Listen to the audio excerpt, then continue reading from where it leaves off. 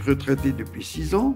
Je profite d'un peu de ma retraite comme si j'étais un gamin à qui on a offert un jouet dont il n'a encore pas fait le tour.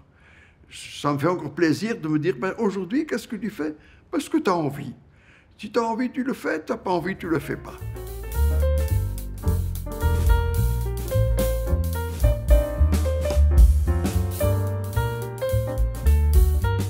En fait, moi, j'en sais rien, parce que je fais toujours mes films un peu à l'instinct. L'envie me vient comme ça de faire un film sur un sujet, ou voilà.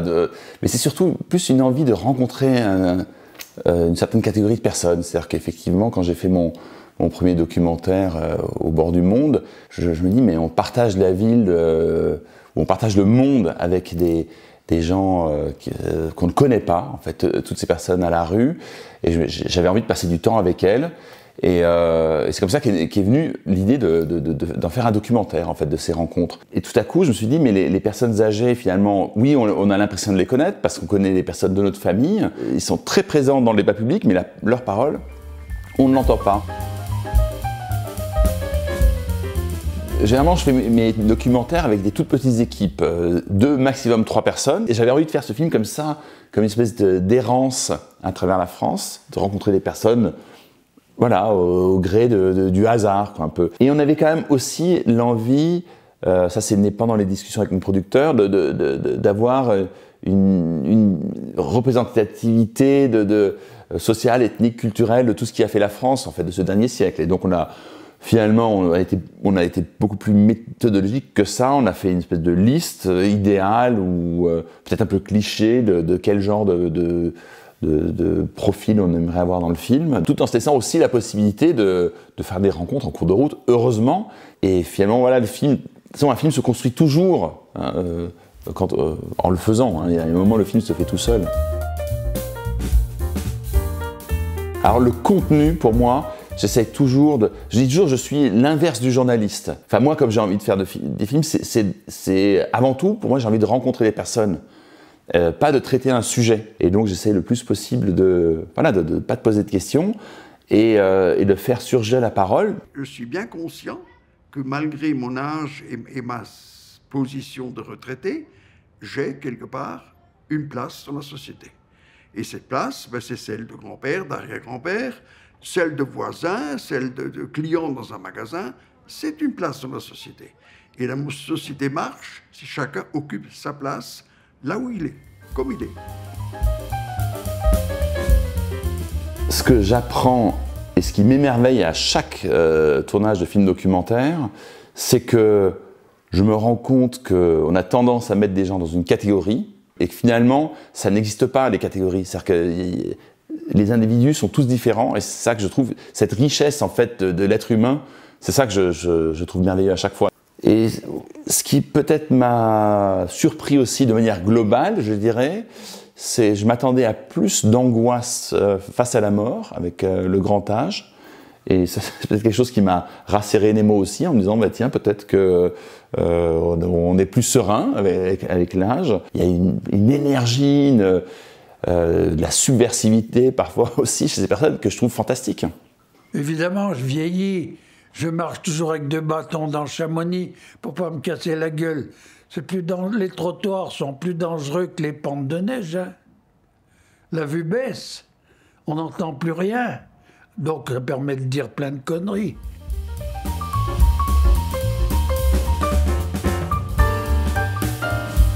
Je pense pas, mais parce que quand on voit Victor Hugo, Balzac, Goethe, les choses magnifiques qu'ils ont pu écrire, et quand on voit le monde d'aujourd'hui tel qu'il est, voilà, mais je me dis peut-être que si on fait rien, ce serait encore pire. Donc voilà, donc il faut faire quelque chose. Donc est-ce que le film peut faire quelque chose? J'en sais rien.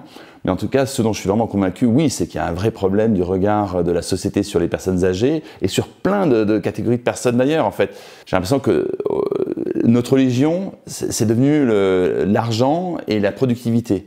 Et tous ceux qui ne contribuent pas directement à ça, on les regarde de manière dévalorisante. Cet argument de l'argent, ça coûte de l'argent, c'est devenu maintenant comme un repère absolu. On dit voilà, et les vieux coûtent cher, on ne sait pas quoi en faire parce que les EHPAD, on peut pas. Et donc je trouve ça épouvantable effectivement que la société en fait voilà pose ce regard sur ces personnes. Et ce qui est terrible, c'est que finalement, à force de le répéter, ça rentre dans la tête des gens et ça rentre dans la tête des personnes âgées elles-mêmes. Moi, je trouve que c'est un mot qui est très beau, j'adore ça. Les vieux, je trouve que ça claque, je trouve que c'est un beau titre pour le film. Et moi, j'ai une belle-sœur qui est originaire du Burkina Faso. Et je me souviens quand on a été au Burkina pour le mariage de mon beau-frère et ma belle-sœur, à chaque fois qu'on arrivait dans un village, je présentais ma belle-mère en disant « c'est la vieille ». Donc elle était choquée en disant « mais non, quand même ». Et au contraire, hop, on lui réservait la place au centre du village. Et c'est ça que je trouve beau, en fait. Et je trouve que, justement, notre envie d'utiliser ce titre, c'était vraiment de redonner toute la noblesse à ce terme que moi, je trouve très beau. Et de bien mettre le doigt sur le fait que le problème n'est pas je vois pas déjà pourquoi ce mot pourrait être négatif. C'est que finalement, voilà, la société dévalorise ce qui est ancien, ce qui ne produit plus, et le problème là, donc voilà, c'était ce choix affirmé de prendre un titre provocateur. Oui, moi je suis toujours très content de l'accueil du public, je suis très content que le film fasse rire aussi. Ça, c'est quelque chose qui me plaît. Ce qui m'attriste, c'est qu'on n'a pas réussi à faire venir en nombre des jeunes.